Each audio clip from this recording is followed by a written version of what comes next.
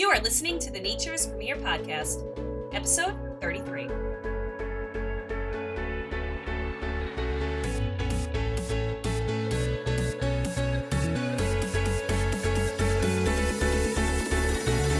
on the Nature's Premier Podcast, we talk about everything from bees to babies and sustainable living. Join us while we talk about natural parenting and different ways to live a more sustainable lifestyle for ourselves and our future generations to come. Now let's begin. Hello, and welcome back to another episode of the Nature's Premier Podcast. I am your host, Brooke, and I am pumped to bring you another episode today. Our sponsor for today's episode is Nature's Premier Diaper Service, New York's cloth and compostable diaper service, providing families throughout Long Island and New York City with a healthier way to diaper their babies. Check them out at www.naturespremier.com to learn more. Now on to the show. Our theme for the last few weeks has been on mindfulness and sustainability, but today I'm going to be talking with you all about extinction, and a huge one that is a major threat to our environment and directly impacts every single one of us in every area of the globe. That is the threatened extinction of bees. How could a critter so small hold so much power over us and do so much damage if they disappear? Listen on to learn more about their situation and how it impacts us and what we can do to help them. My goal today is to shed some light on a topic that is not talked about nearly enough in hopes that you share what you learn with others, as change really only happens when there are more passionate people involved and there are many numbers behind a topic and a cause. It's very important for us to be mindful of the world around us, especially in these times.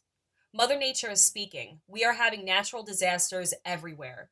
At the time of this recording, there is a massive situation that is wreaking havoc on Southern California called the Thomas Fires. The blaze of the fire is stretching from Ventura to San Diego County. We are in dire need of stopping and listening to everything around us and redirecting our energy to help those in need by changing our practices, learning more about what we can do with our daily habits, and fighting for our children's future. There has never been a more important time than now, and it's all we have to work with. So listen on, spread this episode and message, and let's fight for harmony in our environment so we can all coexist peacefully. The average person sitting down to dinner probably doesn't realize the important role bees played in preparing that meal. Here's something that might surprise you. 1 out of every 3 mouthfuls of food in the American diet is in some way a product of honeybee pollination. From fruit to nuts to coffee beans, it touches almost every food category. That's why the fact that we are having massive bee colony collapses makes the situation so dire and really does put our food supply and the lives of many species in this world at a very serious risk. Before we get into the stats of their decline, let's talk about why bees are so important to our ecosystem and why they are amongst the more important creatures to humans on Earth. First off, many people do not realize that there are different types of bees in the world. There are roughly 25,000 types of bees worldwide and about 4,000 in the US. The Apidae family is the most well-known family, or one of the most well-known families, familiar members such as the honeybee, bumblebee, and carpenter bee. Regardless of the species, though, all of these species serve our planet as pollinators of our agricultural world. They are extremely precise and perfect at what they do, and are each unique in their offerings to our ecosystem. We always say you can never improve on nature. Nature knows what they are doing, and bees are no exception. They are absolutely precise and exact, and built in a way that they are the most efficient. Like, for example, bumblebees are amongst the best pollinators, while other species of bee have queens that live maybe 3 times longer and produce hundreds of millions of eggs that, they use to spread their population. It's a very important harmony that bees have been sharing for a very, very, very long time. Bees are so important to our environment. They provide sources of food. Some foods that would no longer be available if bees no longer pollinated would be broccoli, asparagus, cantaloupes, cucumbers, pumpkins, blueberries, watermelons, almonds, apples, cranberries, avocados, melons, and the list literally goes on and on. And you guys see a trend. Many fruits would be gone, many vegetables would be gone. Something like almonds is almost entirely reliant on pollination. If bees were to somehow cease to exist, they would also be extinct as well. There would be no almonds. I believe watermelons and cantaloupes, they are 90%, even pumpkins, 90% reliant on pollination. So that's something that you can't just simply duplicate in a, greenhouse. Like you need to have bees. Bees are extremely important and many species rely on them. Bees also pollinate over 80% of all flowering plants, 70 of the top 100 human food crops. So the most common foods that we consume, bees are responsible for. I mean, at the end of the day, their pollination is what makes these, items, so to speak, these fruits, these vegetables grow. Bees have been producing honey from flowering plants for the last 10 to 20 million years and have been mentioned in ancient writings, including Vedic texts and Sumerian and Babylonian cuneiform. As major contributors to flower growth, bees provide nourishing habitats for animals like birds and insects and help to really beautify the earth. Many species of flowers on Earth would simply not be here if the bees were to become extinct. Like we always mention on the show, everything affects one another. And, it's funny too because spring is such a beautiful time of year. And that's when the bees come out. The bees are pollinating everything. They're bringing these flowers to life. They're bringing our gardens to life. If we didn't have bees, we wouldn't have these things. According to the National Honey Board, bees are so critically important and hold so much power over our environment and the sustainability and harmony of it that one single bee colony can pollinate 300 million flowers every single day. That is, bees are literally like superheroes. I mean, not to be like such a fangirl, but bees are absolutely incredible. Their facts are absolutely incredible. And they, in such a small colony, can do so much good for our environment. They also pollinate 75% of fruits and nuts grown in the US, also along with vegetables. Honey is looked at as a medicinal wonder cure.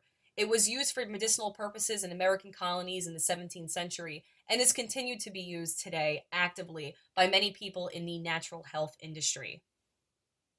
Honey was used in ancient Egyptian kitchens as a sweetening agent and as a tribute as a form of payment, according to the National Honey Board.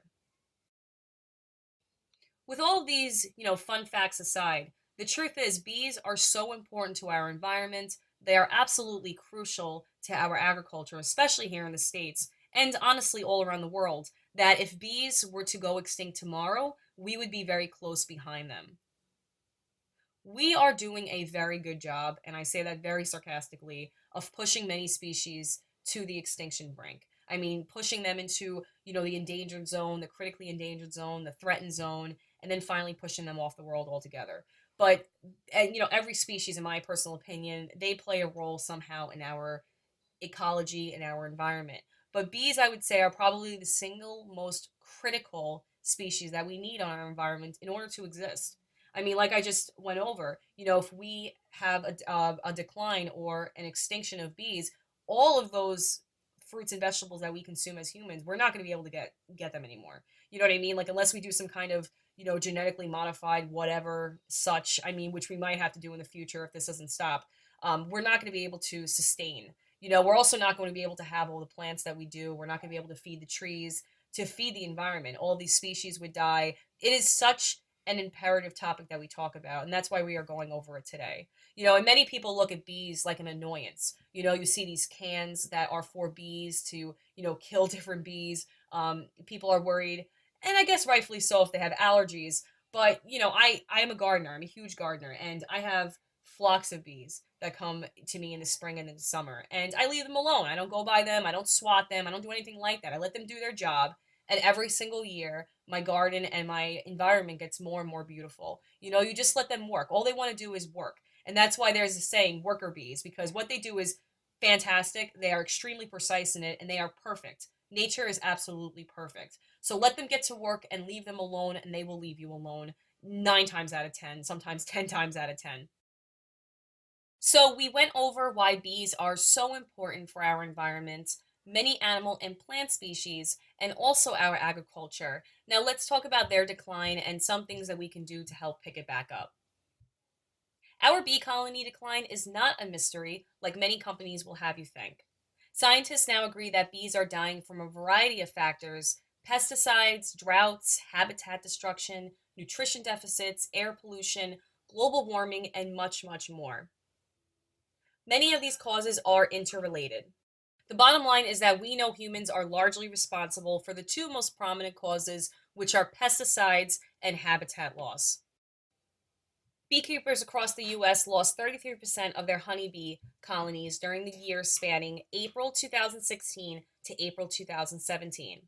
Now, the year before, we actually saw a 40% decrease. So there is an 8% increase in bee colonies.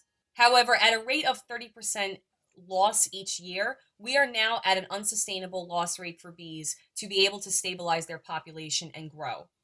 In 2006, David Hackenberg, a beekeeper of 42 years, reported a 90% die off among his 3,000 hives. U.S. natural agriculture statistics show a honeybee decline from 6 million hives in 1947 to 2.4 million hives in 2008, which is a staggering 60% decline.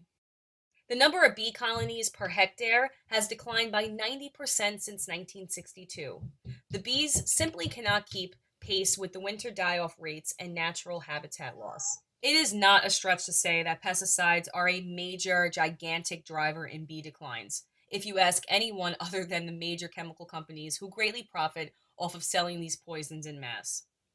The chemical companies Bayer, Syngenta, BASF, Dow, DuPont, and Monsanto shrug their shoulders at the systematic complexity as if the mystery of our bee decline were too complex, as they continue to advocate no change in pesticide policy. Neonicotinoids, pesticides commonly found in agriculture areas, kill bees and hurt their ability to reproduce. Two separate large-scale studies confirmed, according to PBS.org. One study examined honeybees in Canada, and the other looked at 3 bee species in the United Kingdom, Germany, and Hungary, were the first scale investigations to test the popular agrochemicals' influence on bees in real-world settings. These studies found that the pesticides not only reduced a bee's chance of survival, but also impaired its natural defense systems. While humans rely on antibiotics, bees use social immunity, a tactic bees use to clean out dead or sick brood insects from the nest. Bees in this infected colonies displayed less and less of this behavior over time, which means more sick bees were infecting and staying in the nest, contaminating the whole colony and later killing them. Colonies contaminated by pesticides, specifically the commonly used neonicotinoids, suffer from queen loss, and it is very difficult to replace the queen as she sustains the colony. So without her, there are no eggs or future bees, which drastically reduces the bee colony population. Studies show that herbicides and fungicides, when mixed together, which they often are, make this pesticide extremely toxic. These new studies say neonicotinoids do not obliterate bee colonies outright, but instead kill them over extended periods of times. So, with the constant spraying in different parts of the world, them trying to cull the bee population, and even farmers using different pesticides that they don't outwardly want to kill the bee population, it is certainly, affecting their way to reproduce. It is killing them in mass. It is killing the queen bee, which we know is the most crucial part of the colony. And it is greatly affecting every colony, every species of bee. And pesticides in general, not to segue too far away from this topic, but there are a lot of controversies surrounding pesticide use. I mean, even in human consumption, the farmers that man the fields, there's many, many, many controversial stories around pesticide use, the politics behind it, the fact that many pesticide companies are shutting down small farmers. So we certainly have a low-key, gigantic fight here in the States and in many different parts of the world. We're allowed to use pesticides here that we're not allowed to use in Europe. You know what I mean? Like there's banned chemicals in Europe that we use here freely every single day without a care in the world about the side effects. So that's for another episode, but it is no surprise why pesticides would be one of the huge drivers of the bee decline and, the colony decline and colony collapse disorder. Habitat loss, as mentioned earlier, is certainly another extremely serious driver. This is something that affects many, many species, but it is certainly destroying bee colonies as we know it. Human fragmentation and loss of natural habitats are major threats to many different bee populations. Much of North America's natural habitat has been transformed into highways, houses, strip malls, office complexes, and industrial parks. Urbanization not only directly removes bee habitats, but it also isolates and fragments the land in which bees are trying to travel across. Fragmentation can also reduce gene flow between populations, thus decreasing genetic diversity for certain bee species. And as we mentioned, there are thousands and thousands and thousands of species worldwide of bees. By being isolated, it's harder for bees to find mates, have enough nesting sites, and eat enough food within a limited area. Bees that experience habitat loss are suffering from nutritional stress, and it is more difficult for them to locate valuable food sources. In the United States, with the largest areas of open land compared to developed land, had a significantly higher honey yield on a per colony basis because of more foraging resources in the open land. Scarcity of pollen and nectar can reduce adult survival rates as well as brood development rates, which quickly diminish a population. Now, with that said, there are many other factors, like we spoke about earlier, that are certainly driving down the bee populations. But we did just want to focus on the two, which was the habitat loss and the pesticide use, because those are very, very big drivers, and those are easy for most people to understand. Then, you can get into the sicknesses of bees, different ailments, different quote unquote plagues that bees are having. There's different colony losses. There's a lot of different bacteria. There's a lot of different viruses. There's things that are affecting bees on a whole. It's not just pesticide use and habitat loss, but those are two of the biggest drivers. And it was something that we wanted to go over with everyone today. So, what does this all mean? How do we put this together and help the bee population so we do not suffer such a massive blow that we most likely will not be able to come back from? Well, luckily, we do have options. There are actually several options that we're going to go over with you guys today, and different ways that you can help the bee population, even in your area, just to bring that up, just to help support the colonies. One of the biggest ways that you can help the bee colonies in your area or the population is to plant bee-friendly flowers. So, like we just mentioned, because of intensive monoculture-based farming practices, sprawling suburban lawns, and from the destruction of native landscapes, bees are in trouble. So, just planting flowers in your garden, yard, or in a planter if you live in an apartment will help bees with forage. Avoid chemically treating your flowers, as chemicals can leach into the pollen and negatively affect bee systems. Plant plenty of the same bloom together. Bees like volume or forage. So like a square yard is a good estimate. Square foot gardens are great. If you don't have a lot of room, even if you take a couple of roses or bee-friendly plants and put them together, maybe have three different planters, that's still providing some kind of forage for the bees, and it really, really does help. Spring lilacs, lavender, sage, verbena, and wisteria are great for spring, and they're great for planting for bees. They absolutely love them. In the summer, mint, cosmos, squash, tomatoes, pumpkins, sunflowers, oregano, rosemary, black-eyed Susans, passion flowers, vines, and in the fall, mint, bush, sunflower, sage. I mean, there's so many different things that you can do for seasons to help the bees every season. Generally just summer through fall, but it really does help to pick the bee populations up. So for me, myself, I am a huge gardener. I am an avid green thumb. I grow all different types of plants all over my property. I feel very grateful to have a half an acre, and I utilize that the best to my ability. So it's kind of like a jungle in my backyard. I have so many different types of plants that I grow. Some of them grow organically now because I've been, raising plants for so many years. But some of them I introduce every year. So last year we introduced lilies, and we had, I can't tell you how many bees. We had so many bees. And, my kids get a little timid around bees, so we kept them in the house. But they're absolutely beautiful. We had beautiful monarch butterflies over the summer, and just that harmony of nature that bees bring. I mean, everything works together, but really, they are like sprinkling beauty dust all over these plants, and my backyard always looks like some kind of wonderland because of these flowers. So just growing any kind of flower really does help the bees and gives them some kind of forage to work with. Weeds can also be a good thing. Contrary to popular belief, a lawn full of clover and dandelions is not just a good thing, it's a great thing. A haven for honeybees and other native pollinators, too. Don't be nervous about letting your lawn live a little. Don't worry about adding pesticides if there's weeds. A lot of these weeds that we kill off are very beneficial. So, That's something to take into consideration if you are looking into getting into gardening. You do not have to weed every single thing. There's certain weeds that keep certain pests out. For me personally, I do not use any pesticides in my garden. There's different insects that'll introduce to maybe take pests out, like cabbage moths and things of that nature.